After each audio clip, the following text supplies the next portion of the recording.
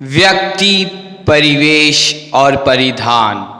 विजयनगर के महाराज कृष्णदेव राय सिंहासन पर विराजमान थे। सभा में तर्क वितर्क चल रहा था। सभासद अपनी अपनी बुद्धि और वाक्पटुता से यह प्रमाणित करने में लगे थे कि व्यक्ति महत्वपूर्ण है, क्योंकि वह सृष्टि की विशिष्ट रचना है।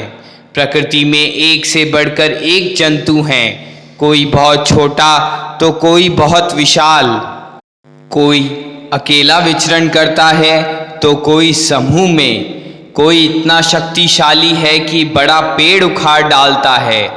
किसी को पेट भरने के लिए सरसों का एक दाना काफ़ी है, तो किसी को अपना पेट भरने के लिए किसी बड़े जानवर का शिकार करना पड़ता है।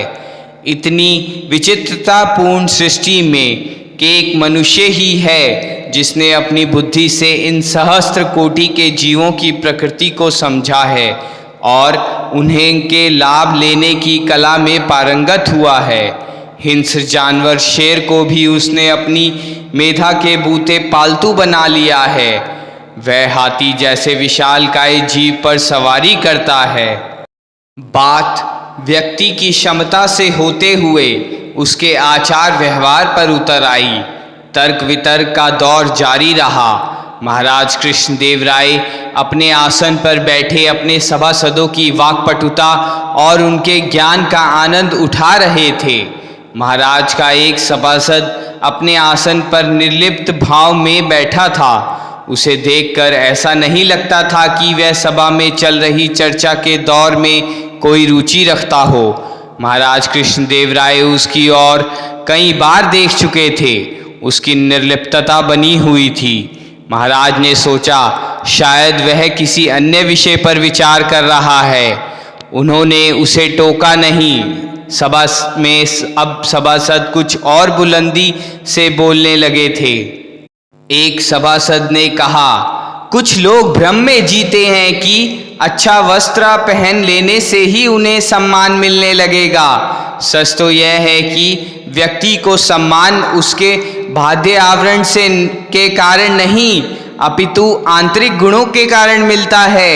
बोलने वाले सभासद के होठों पर ऐसा कहते समय व्यंग्य भरी मुस्कान तैर गई और उसने वक्र दृष्टि से सभा में बैठे उस सभासद की ओर देखा जो निर्लिप्त भाव में सभा में बैठा था और अब तक कुछ बोला नहीं था। तभी एक दूसरे सभासद ने पूर्व वक्ता की हाँ में हाँ मिलाई और कहने लगा, ठीक कहते हो भाई, इन दिनों यह प्रवृत्ति देखने में आ रही है कि कुछ लोग ललाट पर चंदन लगाकर पंडित या ज्ञानी होने का स्वांग करते हैं। उनका स्वांग भले ही कुछ लोगों को भ्रमित कर दे, लेकिन ज्ञान की परख रखने वालों की दृष्टि से उनकी वास्तविकता छुपी नहीं रह सकती। ज्ञानी जानते हैं कि तिलक लगा लेने मात्र से कोई पंडित नहीं हो जाता। पांडित्य के लिए तिलक की आवश्यकता ही क्या? पांडित्य तो अध्ययन और मनन की स्वाभाविक परिणति है। उसने भी यह सभासद की और कटाक्ष भरी दृष्टि से देखा। उसे ऐसा करते महाराज कृष्णदेव राय ने देख लिया और वे भाप गए कि सभा में इस समय जो विमर्श हो रहा है उसके केंद्र में उनका वह सभासद है जो अब तक मौन बैठा है, निर्लिप्त और निष्पन्द सा, मानो इन बातों में कोई सार ही ना हो। महाराज अपने इस सभासद की योग्यता के कायल थे। वे जानते थे कि अध्ययन और योग्यता की उसमें कोई कमी नहीं है। उन्हें अपने इस सभासद का मौन खल रहा था। वे चाहते थे कि वे बोले और व्यक्ति के बाह्य आवरण और आंतरिक गुणों पर अपने विचार व्यक्त करे, मगर वह सभासद था कि किसी भी इस कटाक्ष पर ध्यान नहीं दे रहा था और ना किसी के तर्क पर अपनी कोई प्रतिक्रिया ही प्रकट दे रहा था। महाराज से रहा नहीं गया। उन्होंने अपने उस सभासद की ओर देखा और उसे टोका, तुम मौन क्यों हो? तुम भी अपने विचार व्यक्त करो। सभा में इतनी देर से चर्चा का दौर चल रहा है, तुम भी तो बताओ कि वस्त्र तो केवल तन ढकने के लिए अपेक्षित है, फिर क्यों कुछ लोग वाद्य सज्जा पर अनाप शनाप व्यय करते हैं? असली सौंदर्य तो मन का सौंदर्य है, और क्यों वस्त्र आभूषण अलंकरण पर इतना ध्यान दिया जाता है? उस सभासद ने अपने आसन से उठकर महाराज के सामने हाथ जोड़ लिए। यह सभासद कोई और नहीं, गुंटूर जिले के गली पांडु ग्राम से विजयनगर आया कृष्ण स्वामी तेनाली राम मुदलियार था, जिसे हाल में ही महाराज ने अपना सभासद बनाया था। महाराज को अभिवादन करने के बाद तेनालीराम ने कहा, महाराज मुझे क्षमा करें, मैं इस सभा में चल रहे विचार विमर्श को गंभीर नहीं मानता। मैं विश्वास पूर्वक कह सकता हूँ कि इन बातों का ना तो कोई अर्थ है, ना ही ये बातें किसी निष्कर्ष तक पहुँच सकती हैं। मेरी इस धारणा के प्रति आम सहमति भी नहीं हो सकती, क्योंकि प्राय सभी सभासदों की राय है कि वस्त्र का प्रयोजन मात्रा तन ढकने के लिए होना चाहिए, जबकि मैं ऐसा नहीं मानता। सभा में अभी जो भी बातें हो रही हैं, उसका प्रयोजन मुझे नहीं लगता कि किसी निष्कर्ष पर पहुंचना है। मुझे तो लगता है कि ये बातें केवल बातों के लिए हो रही हैं, जिसमें सभा का समय कट जाए। मुझे इस तरह की बातों में कोई रुचि नहीं है महाराज, जिसके कारण मैं मौन हूँ। महाराज को तेनालीराम से इस तरह के उत्तर की प्रत्याशा नहीं थी, जिसके कारण वे विस्मित हो गए, मगर उन्हें लगा कि उसने जो कुछ भी कहा है वह सच है। फिर भी उनकी उत्सुकता बनी रही कि आखिर इस विषय में तेनालीराम स्वयं क्या सोचता है। इसलिए उन्होंने तेनालीराम से कहा, नहीं तेनालीराम, यूं प्रश्न टालने से काम नहीं चलेगा, तुम्हें अपनी राय व्यक्त करनी ही चाहिए। इतने लोगों ने इस प्रसंग में सभा के समक्ष अपनी राय रखी, और तुमसे सबकी यही अपेक्षा होनी चाहिए कि तुम भी अपनी सोच के सभा को अवगत कराओ। जो आज्ञा महाराज, तेनालीराम ने विनम्रता पूर्वक कहा और एक भरपूर दृष्टि सभासदों पर डाली। सभा में थोड़ी देर के लिए सन्नाटा सा छा गया, फिर खुसुर फुसुर की आवाज़ें उभरने लगी। तेनालीराम सभा में अपने आसन के पास खड़ा था, माथे पर रेशमी साफा बांधे अभिजात्य परिधान में सजे तेनालीराम को देखकर सभासदों की फुसफुसाहटें तेज हो रही थी। उनमें से कुछ सभासद खींखी करके हंस भी रहे थे। महाराज ने सभी सभासदों की फुसफुसाहटों और दबी दबी सी हंसी को सुना, और वे समझ गए कि सभासद तेनालीराम के वस्त्र आदि को लक्ष्य करके हंस रहे हैं। महाराज, तेनालीराम ने गंभीर स्वरों में कहना आरंभ किया, परिवेश और परिस्थिति के अनुकूल परिधान पहनना नीति अनुकूल है। समाज में उचित स्थान प्राप्त करने के लिए उचित परिधान का उपयोग करना व्यवहार शास्त्र के प्रारंभिक उपदेश हैं। व्यक्ति के आंतरिक गुणों का ज्ञान तो तब होता है जब उसे बोलने का अवसर प्राप्त हो, किंतु वस्त्र तो दूर से ही बतला देते हैं कि उसे धारण करने वाला व्यक्ति किस उचित आसन का अधिकारी है। तो तुम कहना क्या चाहते हो कि व्यक्ति के आंतरिक गुणों की अपेक्षा उसका बाह्य परिधान अधिक महत्वपूर्ण है? महाराज ने प्रश्न किया, और सभासद ही करते हुए हंसने लगे। हंसने वाले सभासद इस बात पर प्रसन्न थे कि महाराज कृष्णदेवराय ने प्रश्न में तेनालीराम के विचारों से असहमति के संकेत थे। तेनालीराम उसी सहजता से बोल पड़ा, नहीं महाराज, मैं तो यह कह रहा हूँ कि परिधान के अभाव में व्यक्ति के आंतरिक गुणों की पहचान नहीं हो पाती और व्यक्ति को उपेक्षित होना पड़ता है। महाराज ने विस्मय भरी दृष्टि से तेनालीराम को देखा। सभासदों ने शोर करते हुए तेनालीराम की टिप्पणी से असहमति जताई। महाराज ने थोड़ी देर तक चुप्पी साधे रखी, फिर धीरे से पूछा, तेनालीराम, सारे सभासद लगता है तुम्हारी राय से सहमत नहीं हैं। क्या अब भी तुम अपनी टिप्पणी पर अडिग रहोगे? जी हाँ महाराज, मैंने जो भी कहा उसमें मेरा कुछ भी नहीं। यह आर्षवचन हैं और शाश्वत हैं, चिरंतन हैं। हर युग में ऐसा ही था, है और रहेगा। तेनालीराम ने कहा। तुम इसे प्रमाणित कर सकते हो? महाराज ने पूछा। उचित अवसर पर, तेनालीराम ने उत्तर दिया। उस दिन सभा उसी समय विसर्जित हो गई। सभासदों में एक विशेष प्रकार की खुशी थी। उन्हें विश्वास हो गया था कि महाराज तेनालीराम के उत्तर से सहमत नहीं हैं। ये सभासद तेनालीराम के प्रति ईर्ष्या का भाव रखते थे, क्योंकि वह प्राय बहुमूल्य परिधान पहनकर सभा में आया करता था। विद्वान तो वह था कि सभा में उसकी टिप्पणियां सबसे भिन्न और सटीक हुआ करती थी, जिसकी प्राय महाराज सराहना करते थे। यही कारण था कि सभासदों में तेनालीराम के प्रति ईर्ष्या का भाव था। इस घटना के कुछ दिन बाद विजयनगर में एक समारोह का आयोजन हो रहा था।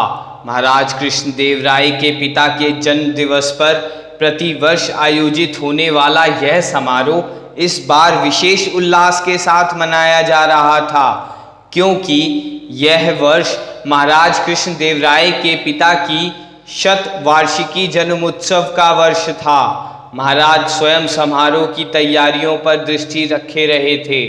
राजभवन को इस अवसर पर विशेष रूप से सजाया गया था। आमोद प्रमोद के लिए विविध कार्यक्रम चल रहे थे। विजयनगर के संभ्रांत परिवारों को महाराज ने भोजन का आमंत्रण दिया था। कुछ पड़ोसी राजाओं को भी राजनयिक संबंध दृढ़ करने के उद्देश्य से महाराज ने निमंत्रण भेजा था। तेनालीराम सहित सभी सभासदों को महाराज कृष्णदेव राय ने स्वयं लिखित आमंत्रण पत्र भेजकर जन्मोत्सव समारोह के बाद अपने साथ रात्रि का भोजन करने का न्योता दिया था। सभासदों को राजभवन के द्वार पर पुष्पमाला पहनाकर सुसम्मान भोजन कक्ष तक पहुंचाने की विशेष व्यवस्था की गई थी। रंग बिरंगे परिधानों में सजी धजी परिचिकाएं इधर उधर मंडरा रही थी। शाम ढल चुकी थी। शरद पूर्णिमा की चांदनी का उजास फैला हुआ था। राजभवन की बगिया में लगी रजनीगंधा की भिनी भिनी सुगंध से वातावरण महमह कर रहा था। तभी राजभवन के द्वार पर एक विचित्र सा शोर उभरने लगा। प्रहरी एक भिखमंगे को राजभवन के द्वार से धक्का देकर दूर भगाने में लगे थे, और वह भिखमंगा सशक्त व्यक्ति चीख चीख कर बोल रहा था, मुझे मत भगाओ, मुझे राजभवन के भोजन कक्ष तक पहुंचा दो। मैं भिखमंगा नहीं हूँ, मैं महाराज का आमंत्रित अतिथि हूँ। मुझे निराश मत करो। मैं पंडित हूँ, काव्य शास्त्रा का ज्ञाता हूँ। मेरे साथ उचित व्यवहार करो। शोर सुनकर महाराज स्वयं राजभवन से बाहर आए और उच्च सी दृष्टि उस व्यक्ति पर डाली तथा प्रहरियों से कहा, इस आदमी को थोड़ा भोजन देकर यहाँ से दूर भगाओ, अतिथियों के आने का समय हो रहा है। शोर करने वाले व्यक्ति ने महाराज की ओर देखा और मुस्कुराया। चांदनी के उजास में महाराज को उसकी मुस्कान पहचानी सी लगी, मगर महाराज आयोजन की हड़बड़ी में थे, इसलिए उस व्यक्ति पर अधिक ध्यान नहीं दिया और राजभवन में चले गए। प्रहरी उस व्यक्ति को भगाते उससे पहले ही वह व्यक्ति बिना कुछ बोले वहाँ से चला गया। थोड़ी ही देर में महाराज के आमंत्रित अतिथियों का आगमन होने लगा। एक से बढ़कर एक परिधान में सजे धजे लोगों के आने का क्रम थोड़ी देर तक जारी रहा, फिर थम सा गया। राजभवन के भोजन कक्ष में लोगों की सज धज देखकर ऐसा लगा था मानो कुबेर के कक्ष में देवताओं की जमघट लगी हो। महाराज स्वयं अतिथियों को आसन ग्रहण करने के लिए उनके लिए निर्धारित आसनों की ओर इंगित कर रहे थे। सभी आसन भर चुके थे, मात्र तेनालीराम का आसन रिक्त था। महाराज बार बार उस रिक्त आसन की ओर देखते और फिर प्रवेश द्वार की ओर उनकी दृष्टि जाती। मन ही मन महाराज को तेनालीराम की अनुपस्थिति उत्तेजित कर रही थी। वे सोच रहे थे, कितना ढीठ है ये तेनालीराम। उसे यह ज्ञान है कि भोजन किसके सानिध्य में करना है, फिर भी वह निर्धारित समय पर नहीं आया। लेकिन मन में उठते आक्रोश को पील जाने के अलावा महाराज कर भी क्या सकते थे।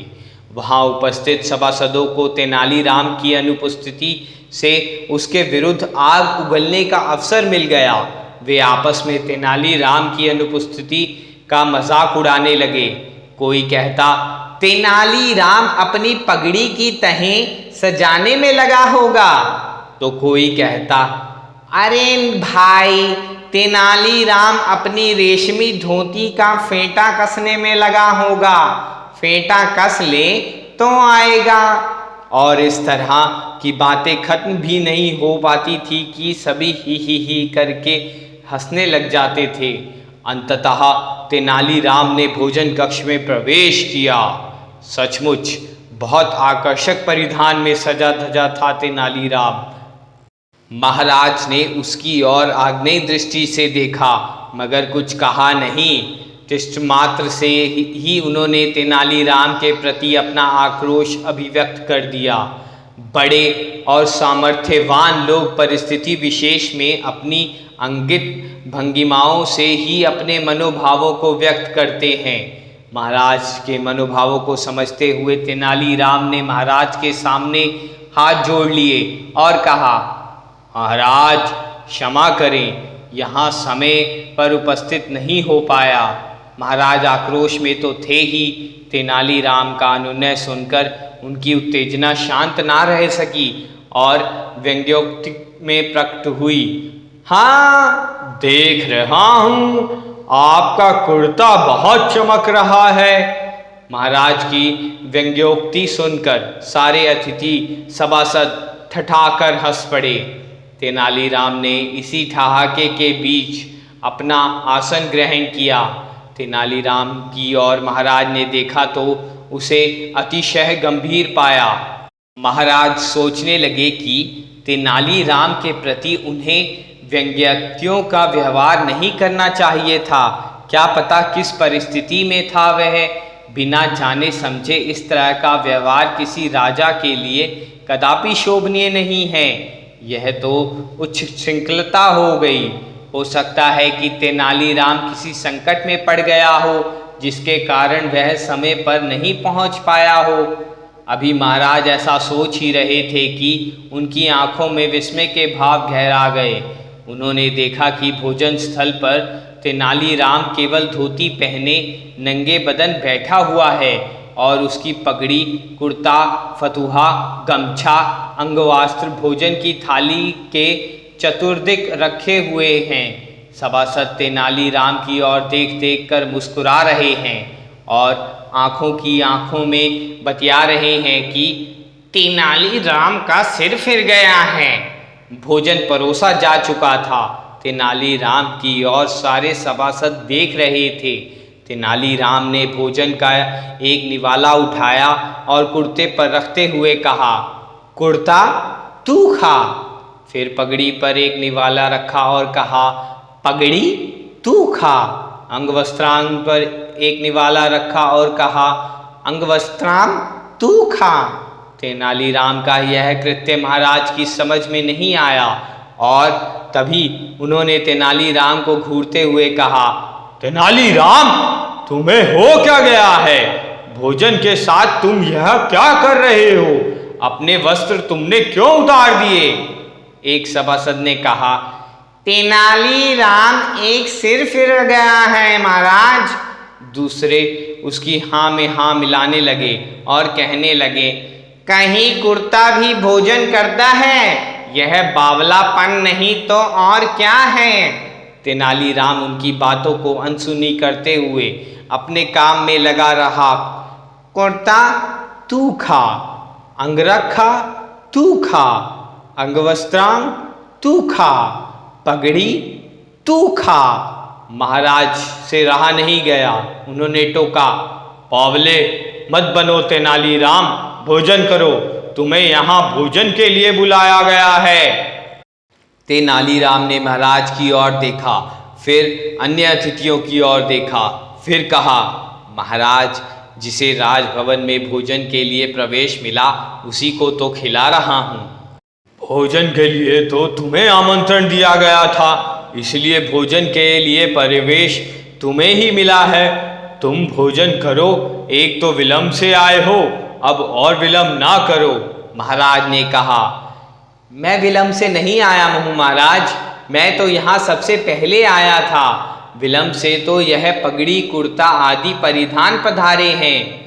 उलझी बातें मत करो तेनालीराम, कहो जो कुछ भी कहना है, मगर साफ साफ। महाराज ने कहा। तेनालीराम ने कहना शुरू किया, महाराज, मैं तो शाम ढलते ही यहाँ पहुँच गया था। मैंने ये परिधान नहीं पहने थे। साधारण कपड़ों में देखकर मुझे प्रहरियों ने द्वार पर ही रोक लिया। मैं उन्हें समझाता रहा कि मैं पंडित हूँ, मैं काव्य शास्त्री हूँ, मैं यहाँ का आदरणीय आमंत्रित अतिथि हूँ, मगर उन्होंने मेरी एक ना सुनी। शोर सुनकर आप स्वयं वहाँ आए, मगर मेरी पुकार सुनने की आवश्यकता आपने नहीं समझी और मुझे भोजन देकर द्वार से ही भगा देने का निर्देश देकर लौट आए। महाराज को संध्या की घटना स्मृति हो आई। तेनालीराम ने अपनी बात पर जारी रखी और महाराज, मुझे यहाँ आना ही था, इसलिए मैं अपने घर गया और ये वस्त्र धारण किए। मुझे फिर मेरे को यहाँ आने का दिया गया। महाराज कृष्णदेव राय अचानक से डूबे तेनालीराम की बातें सुन रहे थे।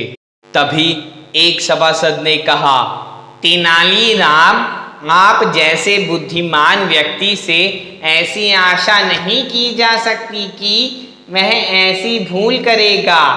आप राजभवन में आमंत्रित थे। राजभवन की अपनी एक मर्यादा है। राजभवन में यदि आप फकीरों जैसा वस्त्र में आएंगे, तब भला कौन प्रहरी आपको राजा का अतिथि स्वीकार करेगा। आपके साथ जो कुछ भी हुआ उसके लिए दोषी आप हैं। तेनालीराम ने मुस्कुराते हुए कहा, जी हाँ, आप ठीक कह रहे हैं। परिवेश और परिस्थिति का ध्यान रखते हुए परिधान का उपयोग अवश्य करना चाहिए। यही तो मैंने राजसभा में कुछ दिन पहले कहा था। स्मरण करें महाराज। तेनालीराम ने महाराज से सीधा संवाद किया। आपको अवश्य स्मरण होगा कि तब परिधान के स्थान पर व्यक्ति के आंतरिक गुणों को महत्वपूर्ण बताते हुए मुझे अपने विचारों में संशोधन के लिए प्रेरित किया गया था। महाराज ने तेनालीराम को गले से लगाते हुए कहा, तुम ठीक कह रहे थे तेनालीराम, उस दिन भी।